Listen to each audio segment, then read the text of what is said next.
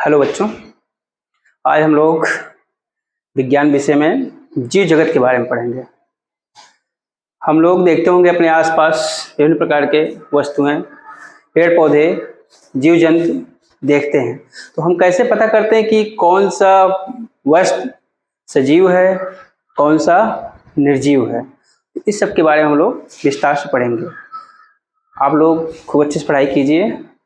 Reel और Instagram का मत यूज कीजिए। सबसे ज़्यादा अपना समय किस पे दीजिए? पढ़ाई पे दीजिए। तो हम लोग देखते हैं क्या पढ़ना है हम लोगों को। तो चलिए, आज का हमारा टॉपिक क्या है?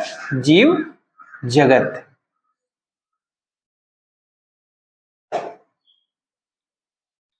अब जीव जगत से आप खुद समझ जाइए, हम यहाँ सजीव के बारे में बात करेंगे।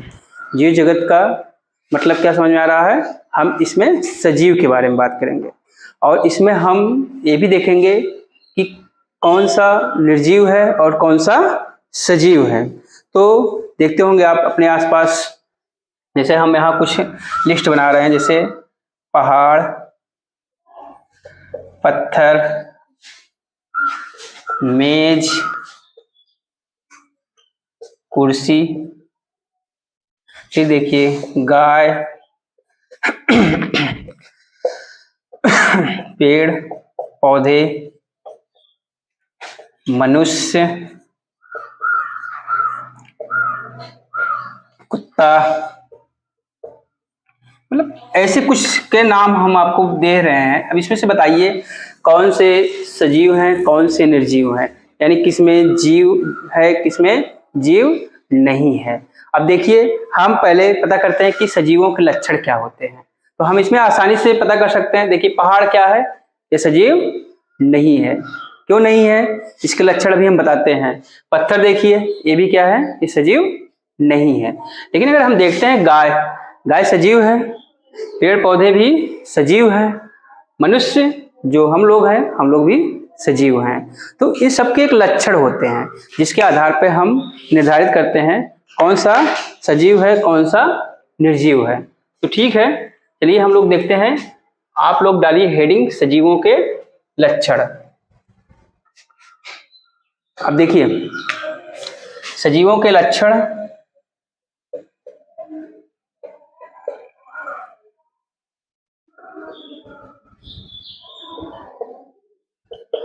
अब सजीवों के लक्षण क्या होते हैं? सबसे पहले हम लोग क्या करते हैं? भोजन करते हैं। भोजन का पाचन होता है। जीवित रहने के लिए क्या करते हो? श्वसन करते हो, सांस लेते हो। फिर अपनी संख्या को बनाए रखने के लिए क्या करते हैं? प्रजनन करते हैं। फिर हमारे शरीर में जो अपशिष्ट पदार्थ होते हैं उनको बाहर निकालने के लिए क्या करते हैं? उत्सर्जन करते हैं। शरीर से बाहर जैसे पसीने निकल रहे हैं, क्या निर्जीवों में पसीने निकलते हैं? नहीं निकलते हैं। निर्जीवों में प्रजनन होता है? नहीं होता है। पोषण, सबसे बेसिक चीज क्या है? पोषण।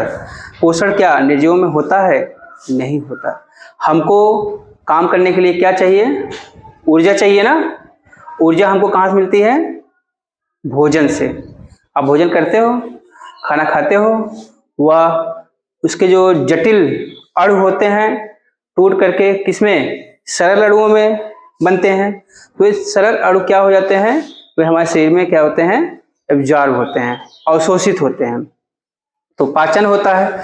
पाचन क्या है? भोज्य पदार्थों के जटिल अणुओं का टूट करके सरल अणुओं में परिवर्तित होना पाचन कहलाता है। ठीक है, तो चलिए सबसे पहला लिखिए, क्या लक्षण है सजीव के? पोषण, न्यूट्रिशन। अब सोचो, पोषण क्यों आवश्यक है? क्योंकि जीवित रहना है, शरीर का विकास करना है, वृद्धि होना है, शरीर को रोगों से बचाना है।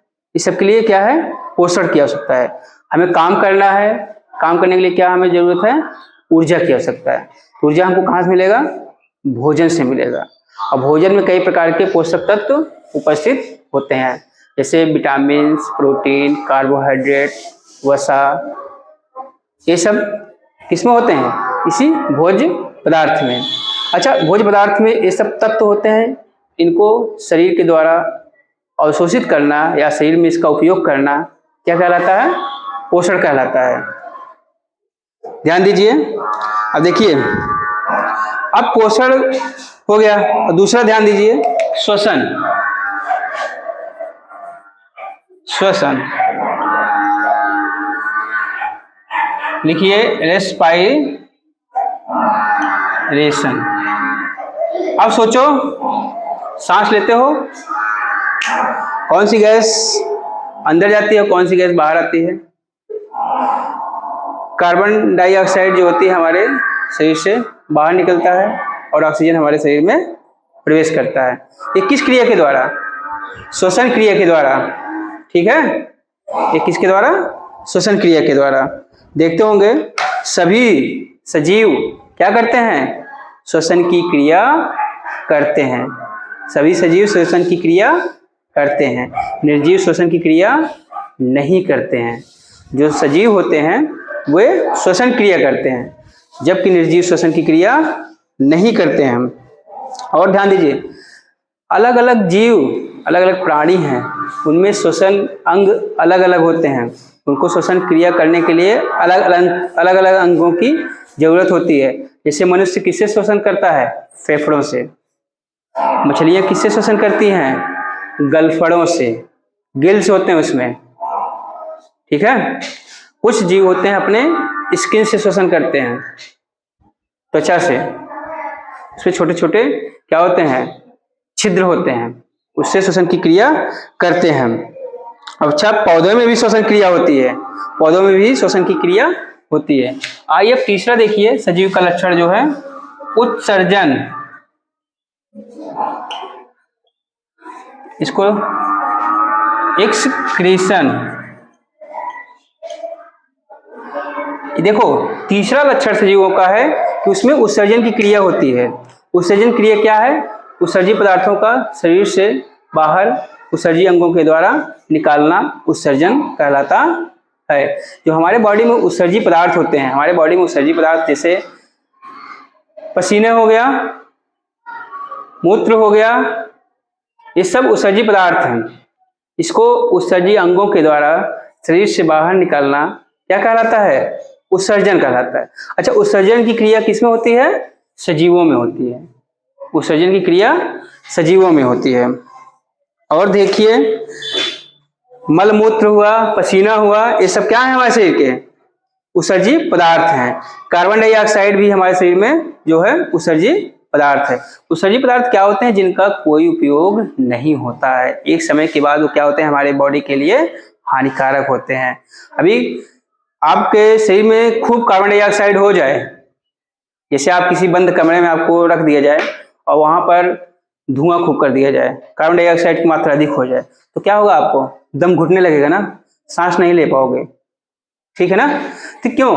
क्योंकि ये शरीर में हमारे लिए क्या है? हानिकारक हैं। इसलिए इनको क्या करना है? शरीर से बाहर निकालना है। शरीर से बाहर निकालने के लिए किसका प्रयोग करते हैं? उत्सर्जी अंगों का प्रयोग करते हैं। उत्सर्जी अंग जैसे किडनी हो गया, लीवर हो गया, ये सब क्या करते हैं? उत्सर्जी पदार्थों को शरीर से बाहर निकालने का कार्य करते हैं। अच्छा, संवेदनशीलता, इसको 3 देख लीजिए। चौथा है जो संवेदनशीलता। देखो, चौथा हमारा है संवेदनशीलता।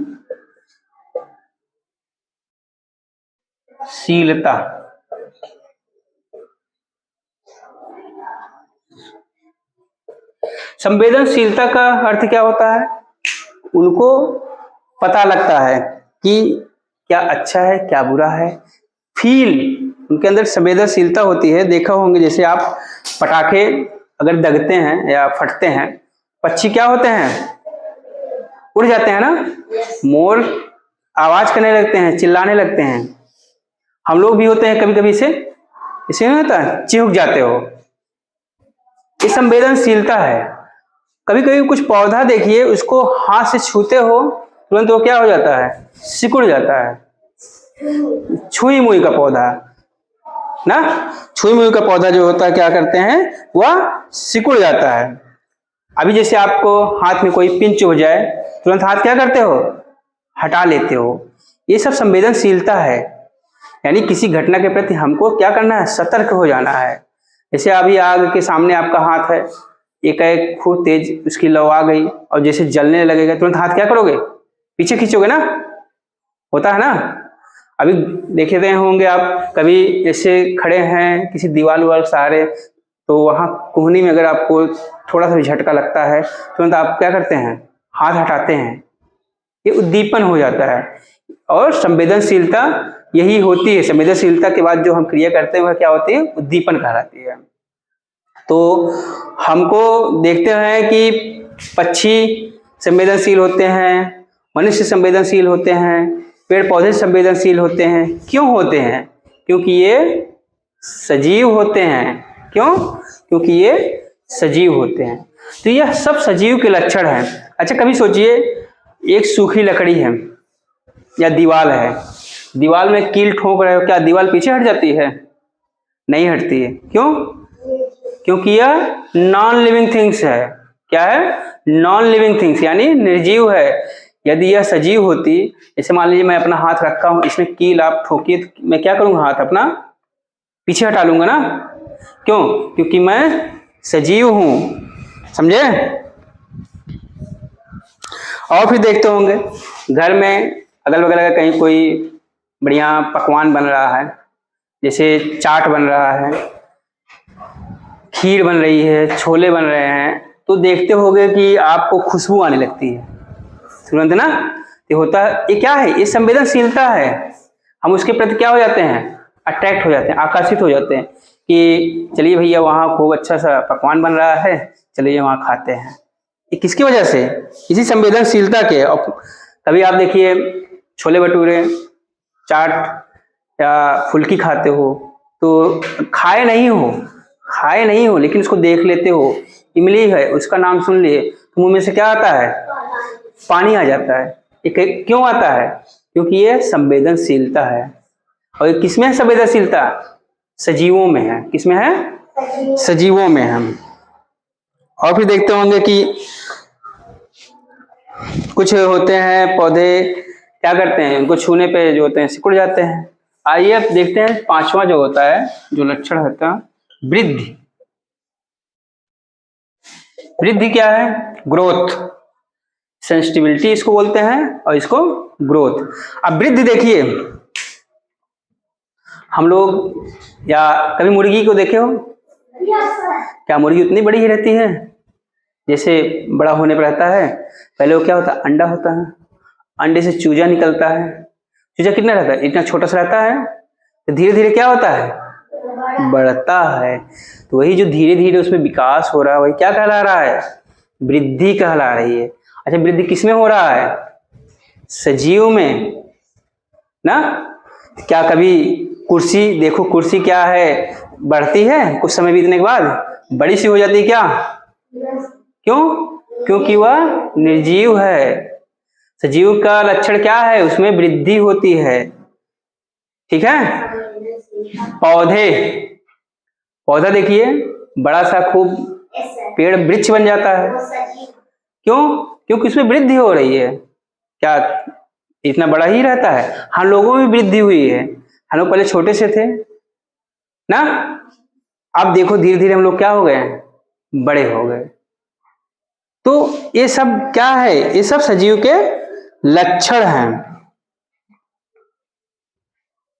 तो देखते होंगे ना, जिसे प्रत्येक जीव का आकार समय के साथ क्या होता है, बदल जाता है ना। यही क्रिया क्या कहलाती है? वृद्धि कहलाती है। क्या कहलाती है? वृद्धि कहलाती है। आते हैं प्रजनन।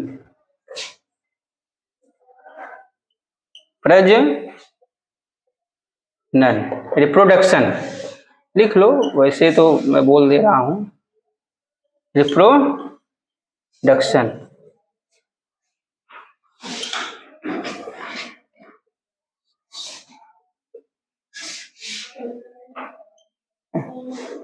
सेंसिटिविटी, ये सब देखो।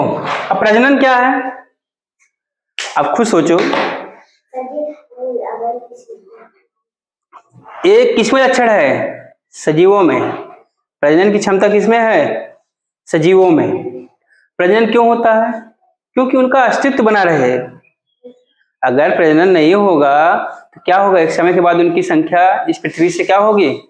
खत्म हो जाएगी। कुछ ऐसे जीव हैं जो क्या हो गए, डायनासोर का नाम सुने हो ना, उनका अस्तित्व ही इस पृथ्वी से खत्म हो गया। किसकी वजह से? प्रजनन उनका बंद हो गया। उनके ऊपर और भी समस्याएं आ गई, प्राकृतिक समस्याएं आ गई, जिसकी वजह से उनका अस्तित्व खत्म हो गया। लेकिन हम अपने अस्तित्व बनाए रखने के लिए क्या करते हैं? प्रजनन करते हैं। हम देखो होंगे पक्षी जो होते हैं, कभी देखो ना, घोंसला बनाते हैं ना पक्षी पेड़ पौधों पे, तो देखते होंगे उसमें से अंडे देते हैं। पक्षी अंडे देते हैं ना, कुछ दिन बाद देखते होंगे उसमें छोटे छोटे क्या निकलते हैं? बच्चे निकलते हैं ना, बच्चे बाहर। देखते होंगे चिड़िया जाती है, उनको चोंच से उनको चारा देती है, बच्चे क्या करते हैं? खाते हैं। तो पक्षियों में हो गया। और फिर देखते हैं कि मनुष्य, कुत्ता, गाय, बिल्ली, बकरी, ये भी क्या है? छोटे छोटे बच्चों को जन्म देते हैं। देखो कभी गाय को देखो, बछड़ा, बकरी होता है ना, ये सब बच्चे क्या करते हैं? ये जन्म देते हैं। वयस्क जब हो जाते हैं, जब बड़े हो जाते हैं, तो क्या करते हैं? वे बच्चे को जन्म देते हैं। अच्छा, पौधों के बीज को देखो, बीज मिट्टी में दबा दीजिए, कुछ दिन बाद देखते होंगे कि बीज से एक छोटा सा पौधा निकलता है। ये कैसे संभव हुआ? उसमें वो प्रजनन हो रहा है। क्या हो रहा है? प्रजनन हो रहा है।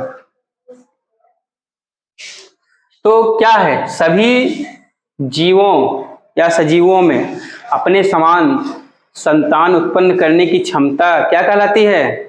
प्रजनन कहलाती है। सभी जीवों एवं सजीवों में अपने समान संतान उत्पन्न करने की क्षमता प्रजनन कहलाती है। ठीक है। और फिर देखते होंगे आप अपने आसपास जीव जंतु, कुछ जंतु क्या है, कुछ जीव जंतु हैं क्या करते हैं? अंडे देते हैं ना, और कुछ जीव जंतु अंडे नहीं देते हैं, सीधे बच्चे। जैसे आप बताइए कौन सा जीव है जो अंडे देता है और कौन से हैं जो अंडे नहीं देते हैं? बता सकते हो? बताइए। जैसे पक्षी हो गए, अंडे देते हैं ना। मुर्गी देखे हो घर पे? अंडे देता है ना।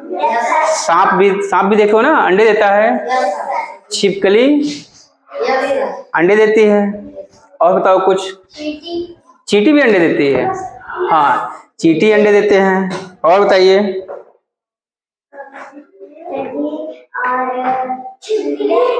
छिपकली तो बता दिए हो। पक्षी में आ गया, देखो चिड़िया, कौवा, कबूतर, ये सब पक्षी में आ गए। देते हैं वही बेटा, पक्षी में कौवी, कौवा, क्या कह रहे हो, सब अंडे देते हैं ना। अच्छा, अब बच्चे देने वाले बता दीजिए। क्या बकरी अंडे देती है? बच्चे देती है ना। गाय, हाँ। तो एक चीज अंतर आप कर सकते हो, जो मैमल्स होते हैं, जो स्तनधारी होते हैं, वे बच्चे देते हैं। और फिर देखिए, अच्छा कुछ होते हैं जो ये दोनों नहीं देते हैं ना, तो अंडे देते हैं ना बच्चे देते हैं, तब भी उनके जनन होता है। बताइए। जैसे बीज हो गया, पौधे की टहनी काट दीजिए, उससे नया पौधा आता है ना। अमीबा को देखे हो? अमीबा को अगर काट दीजिए जितने पार्ट में, उतने अमीबा तैयार हो जाते हैं। अलग अलग प्रकार के अमीबा मिल जाएंगे आपको। और फिर देखिए, अब इतना सब तो लक्षण किसका था? सजीव का।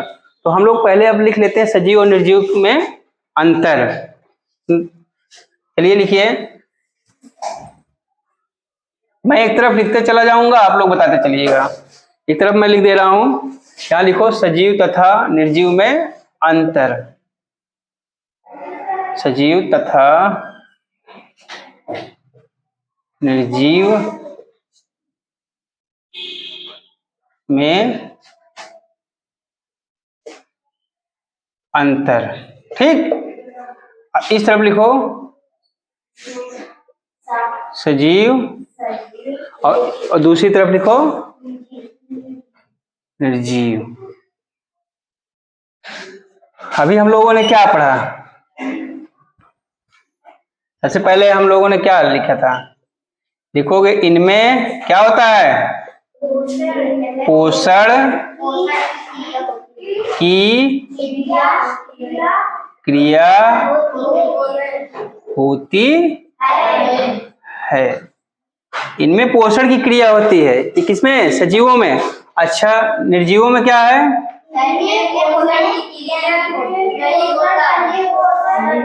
इनमें पोषण की क्रिया नहीं होता है। समझ गए ना? सजीव में पोषण क्रिया होगी, जबकि निर्जीव में पोषण की क्रिया नहीं होगी। अब दूसरा, चलो दूसरा लक्षण बोलो। लिखो इनमें श्वसन